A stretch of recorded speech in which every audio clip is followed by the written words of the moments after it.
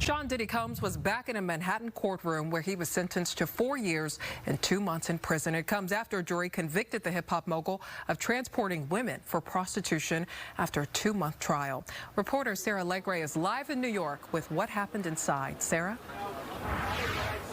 Hi, Sabir. It's been a very long day. Yes, the judge handed down that sentence saying Sean Diddy Combs was sentenced to 4 years and 2 months behind bars. We also heard him speak for the first time. You know, he chose not to speak during the summer, during that 8-week-long trial.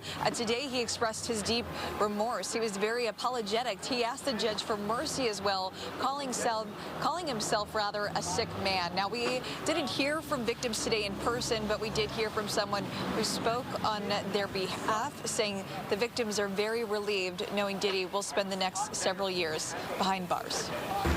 Many of my clients were very concerned that he might walk free by the end of this year, and they were very much afraid that he would retaliate against them. And so I think that they will be happy that he will be at least in prison for a number of years. Yeah, and the prosecutors, they asked the judge for a sentence of more than 11 years. Diddy's defense pushed for just 14 months, again ending in 50. Now, Diddy got visibly emotional during court today as his family and children spoke in his defense.